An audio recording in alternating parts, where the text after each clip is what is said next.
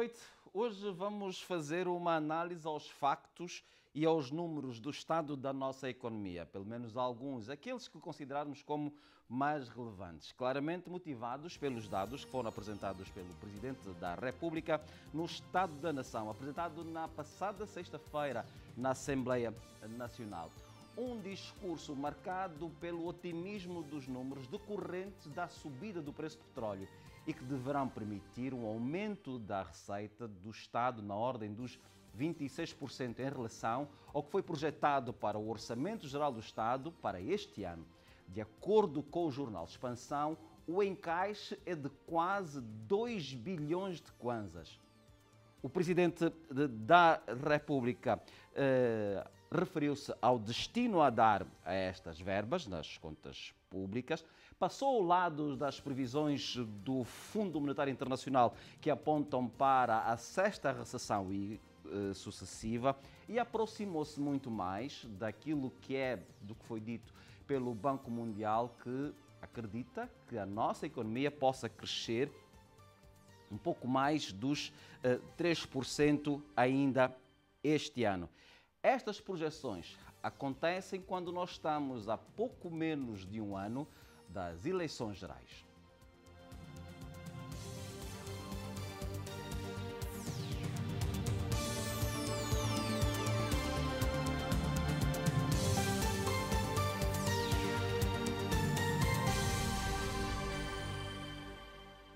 Fernandes Vanda é coordenador do Centro de Investigação Social e Económica da Faculdade de Economia da Universidade Agostinho Neto. Boa noite e obrigado por ter aceito ao nosso convite. Tivemos duas instituições financeiras internacionais a fazerem projeções diametralmente opostas sobre a nossa economia, sendo que cá dentro nós vamos vivendo do balão de oxigênio decorrente do aumento do preço de petróleo, mas não temos conseguido fazer refletir este aumento na melhoria da condição de vida das pessoas. O aumento da inflação, que se prevê que seja superior aos 25%, é apenas um dos exemplos. O que é que se passa, Dr. Vanda? Boa noite, José Eugênio. Boa noite, telespectadores. Permita-me, antes de mais nada, fazer um pequeno enquadramento sobre essa mensagem do Estado da Nação. Como sabemos, está constitucionalmente consagrada, né, na Constituição, no artigo 118, que uma vez por ano o Presidente tem que dirigir-se à Nação, explicar mais ou menos como é que as medidas e políticas adotadas pelo seu Executivo têm estado a impactar na vida do cidadão e também a promover ou não o desenvolvimento desejado para o país. Okay? Sobre o ponto que apresentou aqui, alguma coisa tem sido feita, digamos assim. Nos últimos,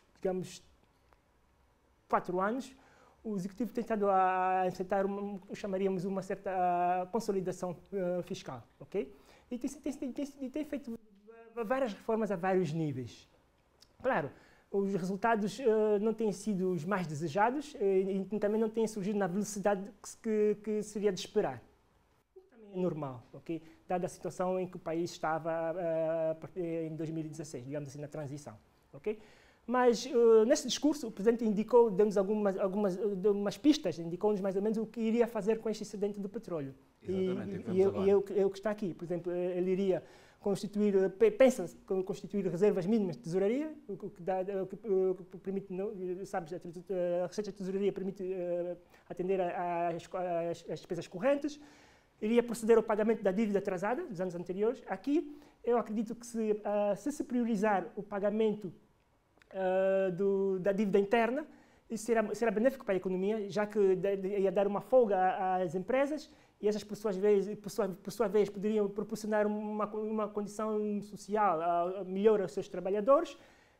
Isto poderia, por arrasto, ajudar os trabalhadores e as suas famílias a manter ou aumentar o consumo e o que depois iria se refletir na economia como um todo. Exatamente. Então, se priorizar o pagamento da dívida interna, se reduzir substancialmente, será uma mais-valia. O Presidente também indicou-nos que, com este excedente, iria priorizar alguns projetos ligados ao Programa de Investimentos Públicos. Aqui ele não indicou-nos que tipo de projetos, ou quais são os projetos que irão agora merecer essa alocação de verba. mas esperamos que sejam aqueles ligados ao setor produtivo. E depois, mais lá para frente, vamos perceber o porquê que nós defendemos essa linha aqui. Também mencionou e bem que iria fazer um recrutamento e aumento do pessoal do quadro a dois setores-chave sociais, que é a saúde e a educação. Okay? Então, acreditamos que o uso dos excedentes... serem estas as prioridades? Sim, poderiam ser outras, claro. Essas decisões estão acertadas, estes 4 pontos são os mais acertados? Como dissemos, aqui, indicou-nos que ia fazer o pagamento da dívida, mas não indicou-nos qual delas, seria a dívida interna ou a externa. Mas aqui, por isso é que nós defendemos que também seja prestada uma especial atenção à dívida interna, okay? E explicamos já a razão. No programa de investimentos públicos, por exemplo, ele não dá-nos uma indicação que projetos serão priorizados. Então, aqui nós fazemos aqui fé que sejam aqueles projetos ligados ao setor produtivo. E vamos ver mais lá para frente o porquê que nós defendemos isso aqui. Exatamente. Okay?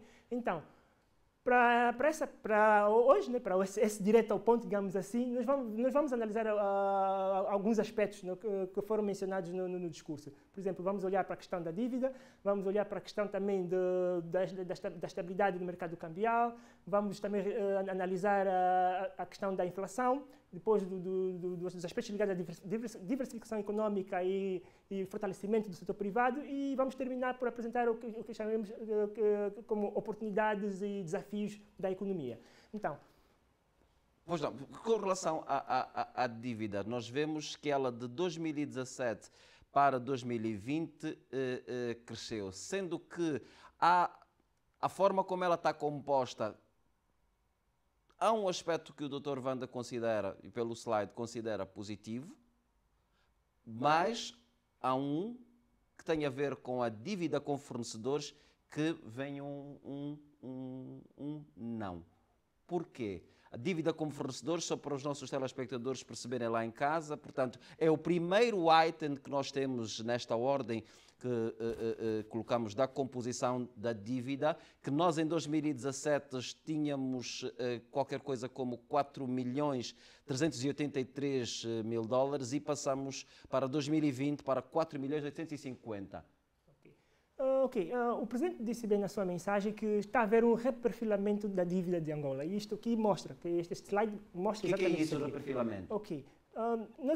Vamos olhar aqui para a composição da dívida. Então, são dados da Conta Geral do Estado de 2017, que é o início do mandato, e 2020, que estamos agora, digamos assim, estamos ao fim do mandato. Podemos ver que, como disse bem o Cussi, começando de cima, a dívida comercial, que aqui no slide é a parte de baixo, é mais escura, houve uma redução. Okay? A dívida comercial é a dívida que o Estado contrai junto à Banca Comercial Internacional. Então, houve uma redução. Essa aqui é a composição da dívida externa. Exatamente. Também temos a dívida interna. Essa aqui estamos a olhar apenas para a dívida externa. Okay? Então, houve uma redução, o que é bastante positivo, porque, sabe, a dívida comercial é contraída, a taxa de juros é comercial, é do mercado. Uma redução de 6%. Sim. Os Eurobonds, vemos aqui um aumento, saiu de 1.500 milhões para 8.000 milhões. Ok? É um aumento, mas é um aumento positivo. Depois vamos ver mais lá para frente por quê. Porque isso indica uma maior confiança por parte dos mercados. Okay? Isso indica uma maior confiança. O governo vai para fora, vai para o exterior, está a vender títulos e os agentes econômicos de outros países vão e compram, porque há confiança. E por que existe essa confiança? Porque há agora em Angola, com esse novo executivo, um maior engajamento com as instituições financeiras internacionais, como o FMI, Banco Mundial, Banco de Desenvolvimento Africano.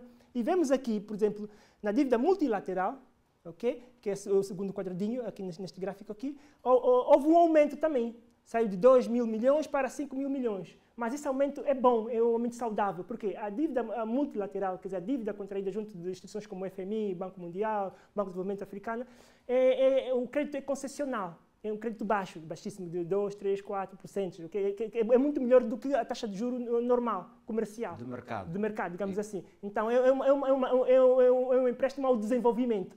E que é bastante saudável. Então, esse engajamento do que o Executivo teve desde 2017, particularmente em 2018, quando assinou o acordo de financiamento ampliado com o FMI. Termina agora em dezembro. Sim, termina agora em dezembro. É que gerou essa maior confiança dos mercados. Por isso é que temos esse aumento também dos eurobonds. Okay?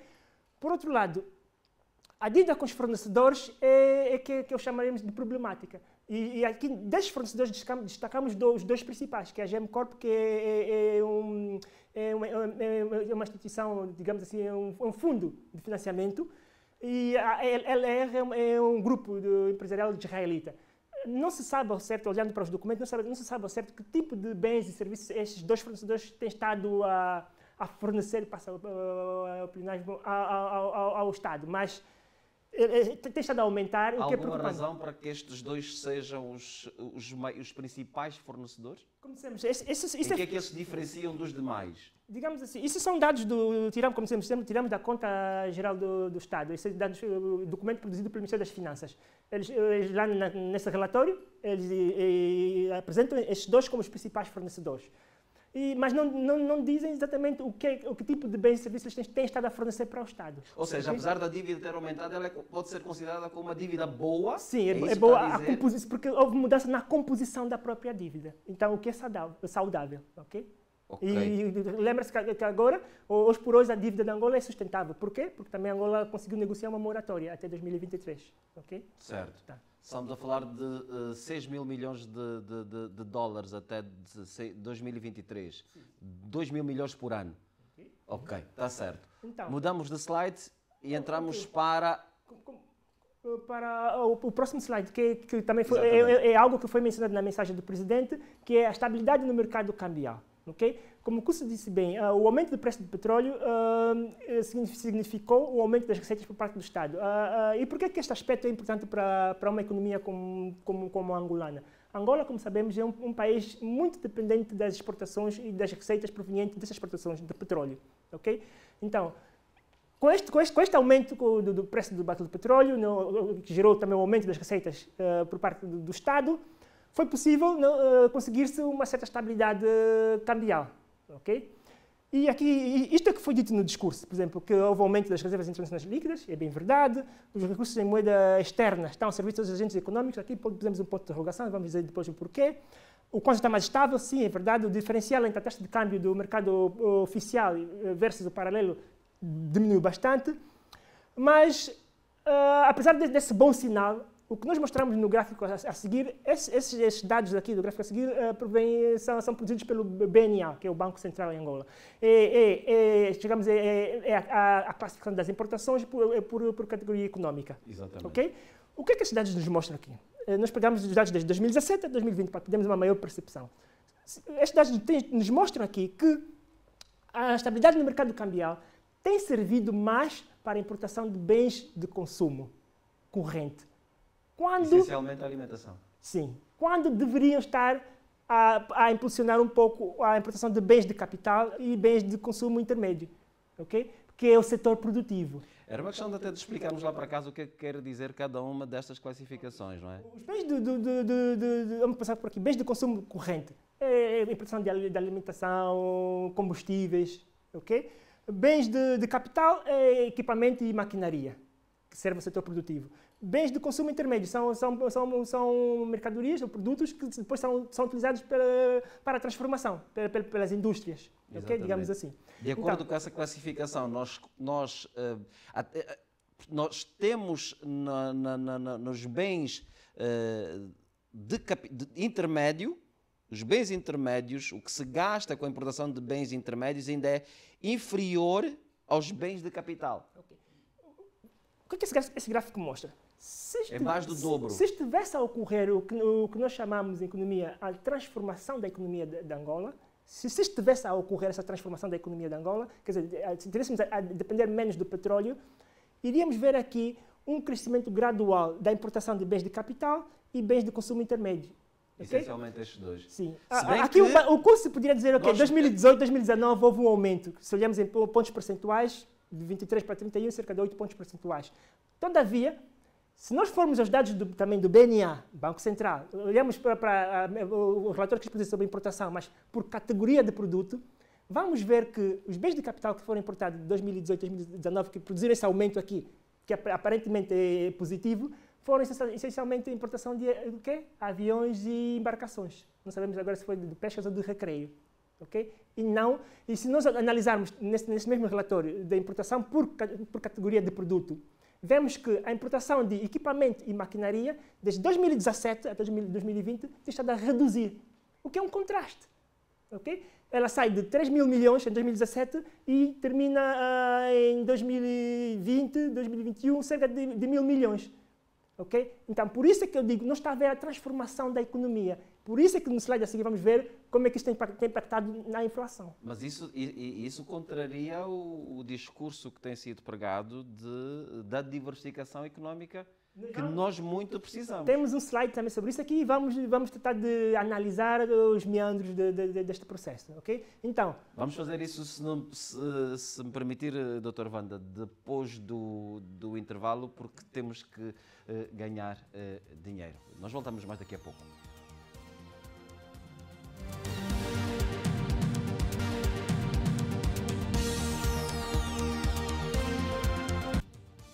Uma vez mais, boa noite, bem-vindos à segunda parte do Direto ao Ponto. Hoje estamos a fazer análise aos números e aos factos da nossa economia. O meu convidado é Fernandes Wanda, ele é docente universitário, também o coordenador do Centro de Investigação Social e Económica da Faculdade de Economia da Universidade Agostinho Neto. Nós terminávamos então o slide que nos levou ao intervalo, antes desse, Xisto Benedito, se me permitires, em que o Dr. Wanda fazia então a conclusão do seu raciocínio sobre a evolução do mercado cambial e as importações que são essencialmente de capital e de consumo corrente. Não, pelo contrário.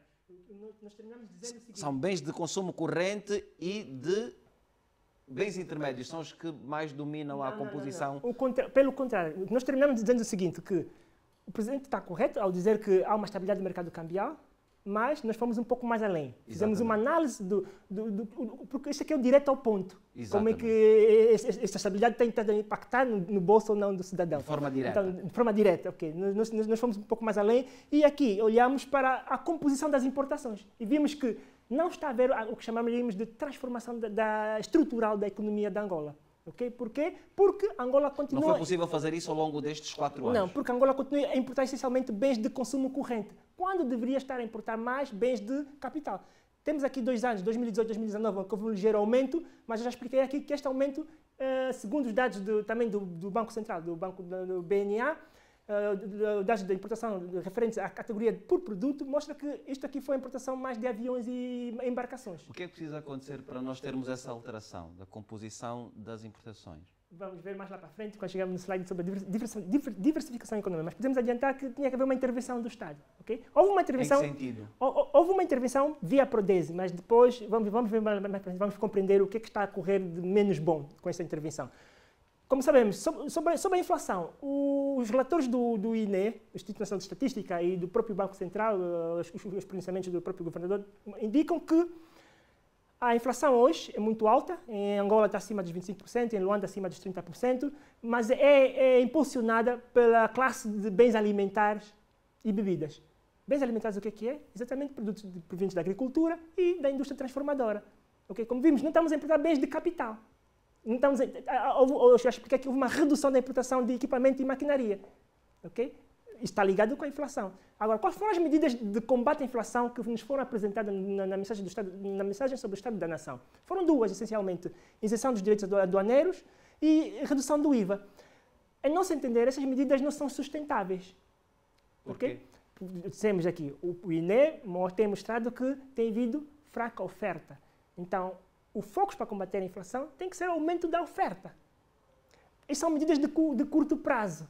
A isenção dos direitos aduaneiros para alguns produtos são medidas de curto prazo. Por exemplo, nós decidimos olhar para alguns destes produtos, olhamos essencialmente para o arroz, como exemplo, pegamos o exemplo do arroz, fomos ver... falar essencialmente de 6 produtos. Sim, da cesta básica. Okay? O arroz é um destes produtos aqui. Exatamente. Olhamos para o arroz e fomos analisar, o Banco Mundial tem uma base de dados de comércio de mercadorias, dos preços. Okay?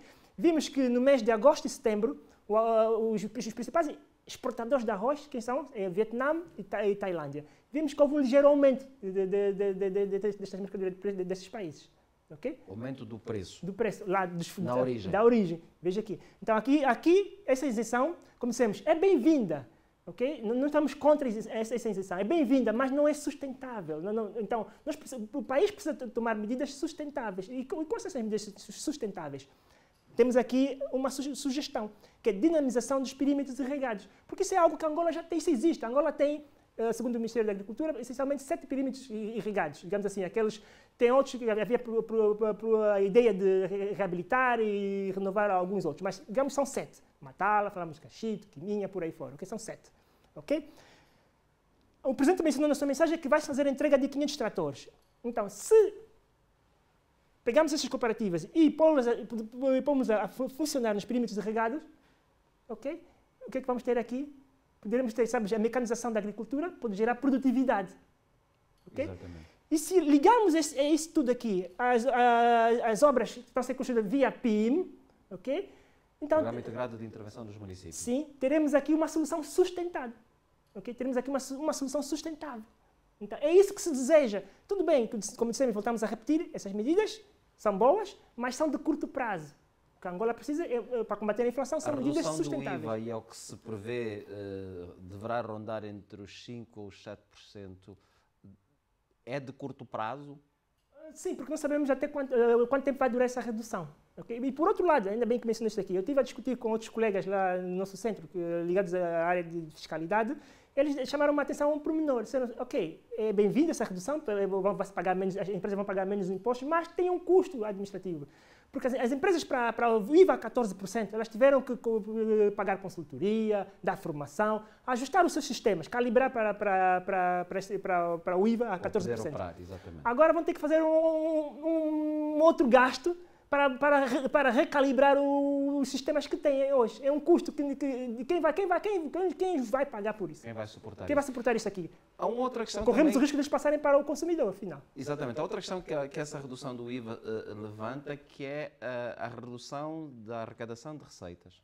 Okay. Estamos preparados para enfrentar... Todavia, deixa-me adiantar já aqui, já vimos no slide anterior que houve, graças ao preço do barril de petróleo estar em alta, há um incidente de receitas. Então, sim, mas vamos continuar dependentes do petróleo? A ideia, por isso é que eu disse, o que nós vemos aqui, com estas duas soluções, que foram, essas soluções em azul, são as soluções apresentadas no discurso. Então, a curto prazo, acreditamos que o Executivo acredita que o preço se mantenha aí onde está. Mas pode não correr... Nenhuma delas, ou pelo menos a exceção dos direitos aduaneiros, nunca se conseguiu dizer em que medida é que ela iria reduzir o preço dos produtos. Ok. Sim, eu não sei se foi feito um estudo sobre isso aqui. Porque normalmente para se tomar esta medida, o ideal seria o Executivo fazer um estudo via consultores internos ou externos, ou ir mesmo para vários centros de investigação das universidades e dizer, ok, essa é a nossa intenção, façam lá um estudo, façam lá uma simulação, vejam qual é o impacto desta medida. Não tenho conhecimento que tenha sido feito um estudo, mas acredito que tenha sido feito um estudo. O mesmo se poderá aplicar ao IVA ou não? Como disse, não tenho conhecimento se foi feito ou não um estudo, mas acredito que tenha sido feito um estudo para que se considerar esta medida aqui. Mas agora, aqui, o próximo slide é este aqui. Aqui já ligamos a questão da diversificação económica. Não? Como já vimos, a estabilidade do mercado cambial não está a levar à transformação estrutural da economia.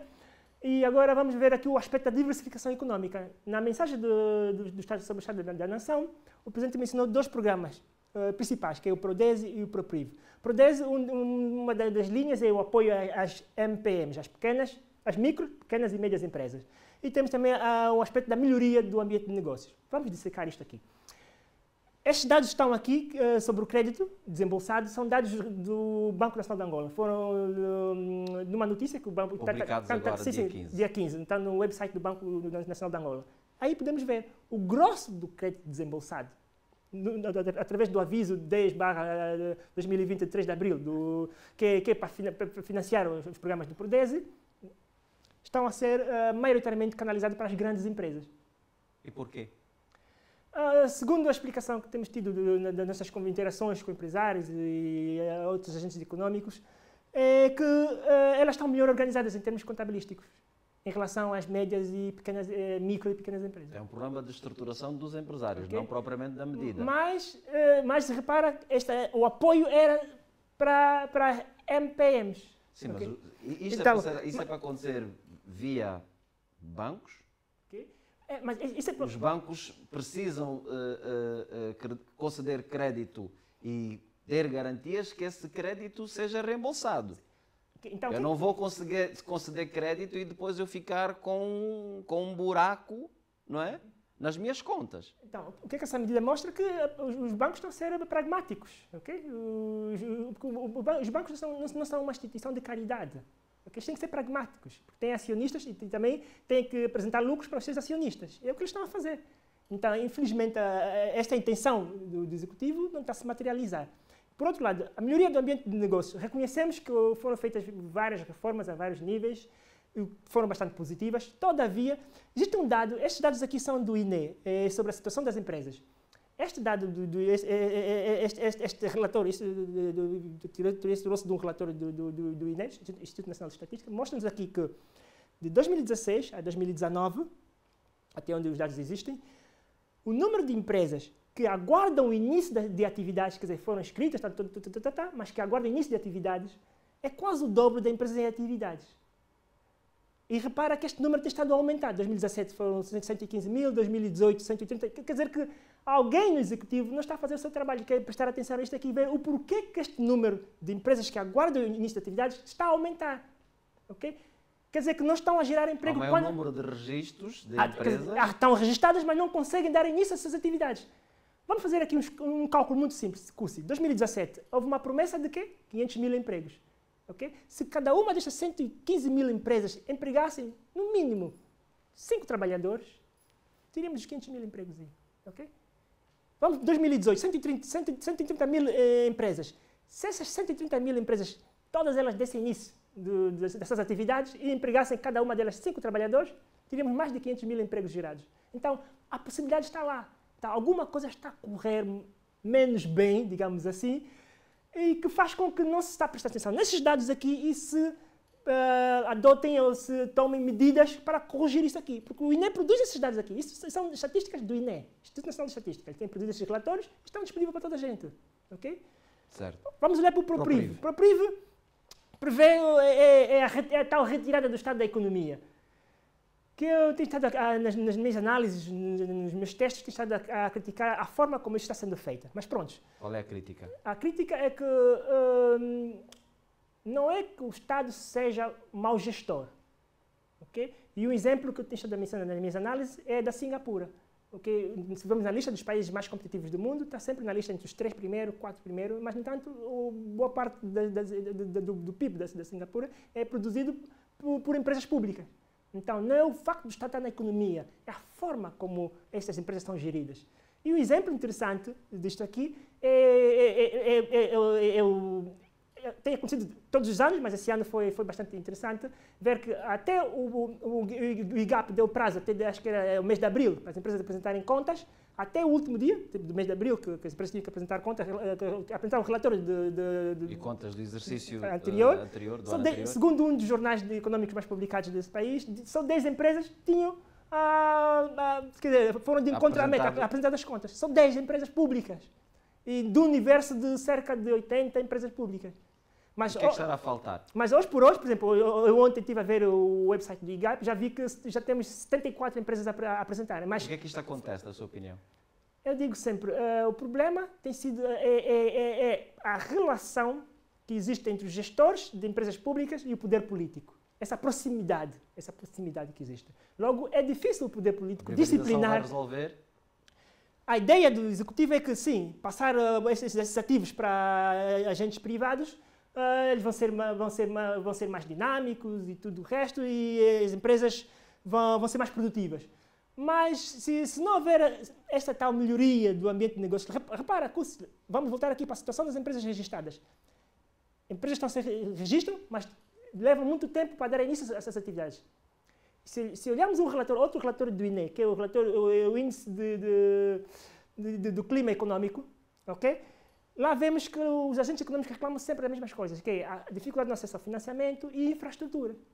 Okay? básica, Sim, água mas isso e não luz. se coloca a estas Ok? empresas, porque elas são todas a operar. Mas todas elas...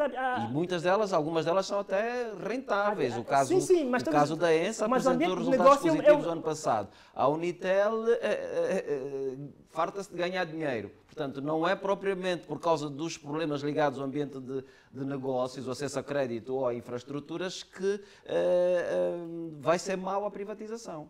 Ok, como eu disse, eu não disse necessariamente que venha a ser má essa opção.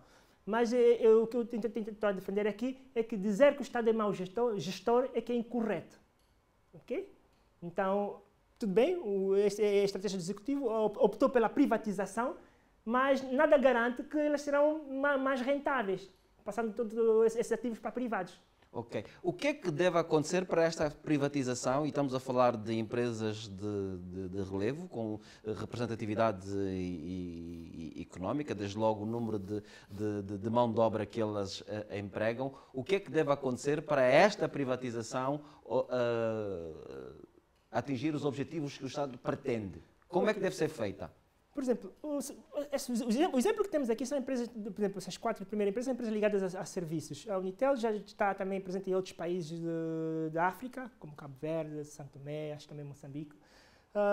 Vamos pegar o exemplo concreto das últimas 2 empresas aqui, César Lubito e Nova Simangola, são empresas ligadas ao cimento. Essas empresas, para além de estarem aqui no mercado interno, têm o potencial, são cimenteiras, de expandirem-se, quer dizer, atacarem os mercados externos, quer dizer, exportarem o cimento para fora. Por que não fazem isso? E não fazem isso com maior agressividade? Por causa do ambiente de negócios, ok? A estrutura de custos, o custo de produzir em Angola é muito alto.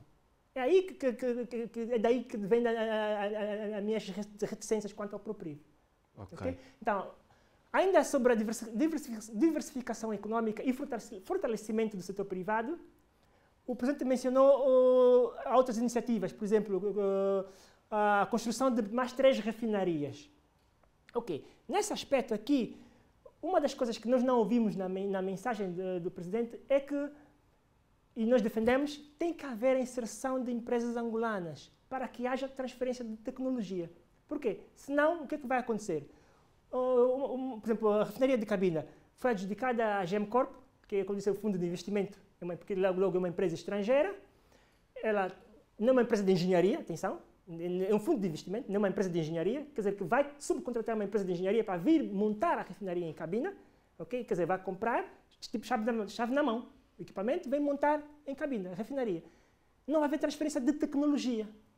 Se o Estado tivesse a preocupação de inserir empresas angolanas, como vai inserir, a modalidade de inserção, isso aqui é outro assunto para um outro direto ao ponto, ok? Mas se inserir empresas angolanas, não apenas como fornecedor de pequenos serviços, mas para um processo chamado de aprendizado e transferência de tecnologia, ok?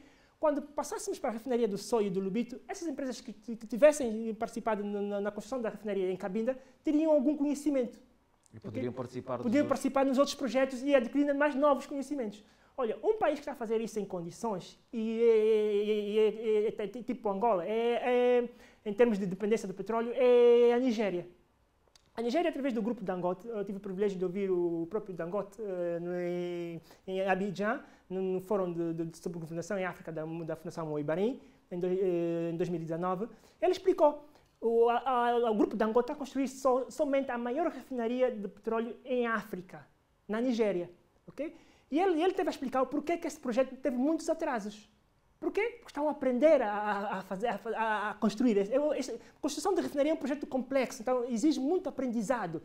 Nessa fase, ele contratou muitos consultores externos, mas os nigerianos estão em processo de aprendizagem.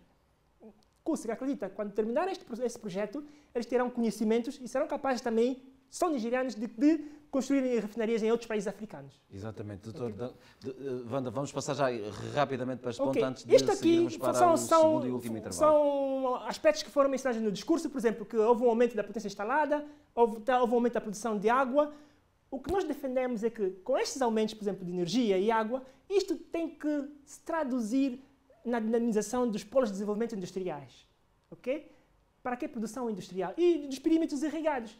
Se olhares para o OGE de 2020, tu vês que o crescimento previsto para a indústria transformadora é de 1,9. Como é possível tu aumentas a potência instalada para 5,9 gigawatts, começando de 2,0, 2,7 em 2017, há um aumento espetacular, mas isso não se transforma na dinamização da indústria transformadora. Então alguma coisa está errada, não está bem interligação que é desejada. E o mesmo acontece com os perímetros irrigados. Okay? Daí a produção agrícola está como está. Okay? Outro ponto, o Presidente também mencionou no seu discurso, que é que vários programas, vários projetos aprovados no âmbito do PIM estavam a ser executados. Todavia, nós acreditamos que se houver uma ligação, por exemplo, com este programa aqui, que ele mencionou também na mensagem, que é o Plano de Apoio aos Operadores de Transporte de Mercadoria, 500 carrinhas, se houver uma ligação, que tipo de ligação? Vias de acesso. Essas meias 500 carrinhas que vão ser importadas vão ter uma vida longa, uma vida maior. Vida útil maior. Mais longa. Okay? Do contrário, não. Elas daqui a 1, 2 anos vão estar logo obsoletas. Okay? Então, neste slide aqui, uma verdadeira integração entre os programas. Tem que haver uma interligação entre os programas, o que não está a haver. Isto é necessário. Exatamente, doutor Wanda. Vamos para o terceiro e segundo e último intervalo para, quando regressarmos, apresentarmos então os desafios que precisamos enfrentar e ultrapassar este quadro de dificuldades que temos vivido. É um até já.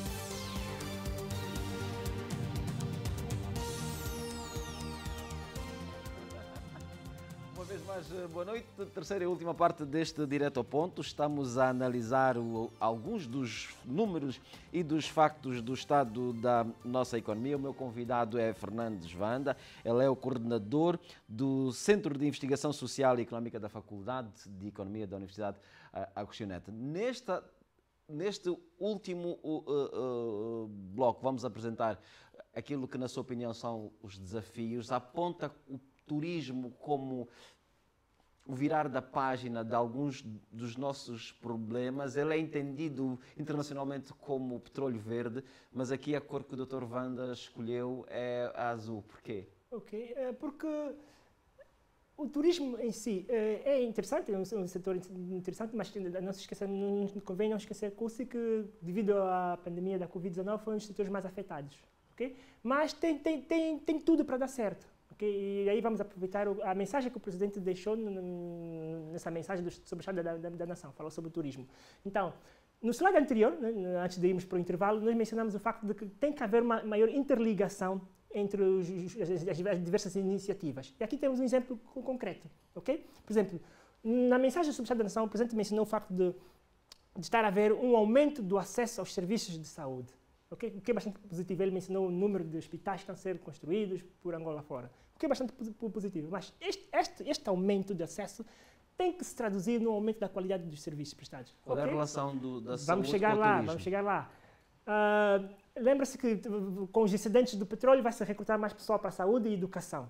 Bastante positivo. Okay? Os turistas não vão para nenhum país em que não tem segurança em termos de saúde. Okay? Dou-lhe um exemplo concreto. Panamá, sabias que nós com passaporte de angolano podemos chegar no Panamá, não precisamos de visto, carimbamos apenas no aeroporto, e no aeroporto o governo do Panamá nos oferece um seguro de saúde, que cobre a nossa estadia toda no Panamá. É uma forma de atrair turistas. Okay? Então, é extremamente importante esse aspecto. Isso porque os serviços de saúde são bons. Sim, claro. Então, mas este aqui... Mais do que o número, também qualidade. Sim. É o que se deseja aqui, com o aumento do acesso aos serviços de saúde, por isso é que dissemos aqui, isso tem que se traduzir na qualidade dos serviços prestados. E devia servir de oportunidade para a produção local de equipamento hospitalar. Tem que servir de oportunidade, porque a infraestrutura está lá, está a ser construída. Okay? Então, alguém devia estar a pensar nisto aqui. Como fomentar a produção local de equipamento hospitalar para equipar essas unidades hospitalares que estão a ser construídas aqui. E, por outro lado, também devia ajudar a fomentar a indústria farmacêutica no país. Okay? Porque as infraestruturas vão estar lá. Reduzir a importação de medicamentos. Reduzir a importação de medicamentos. O mesmo, e claro, depois vai afetar, claro, como eu disse, o setor do turismo. O mesmo acontece com os investimentos feitos no setor energético, na energia e água. Okay? O aumento da potência instalada e o aumento da produção de água, o Presidente disse bem, está a haver interligações das regiões centro e sul, está a haver expansão do sistema de abastecimento de água.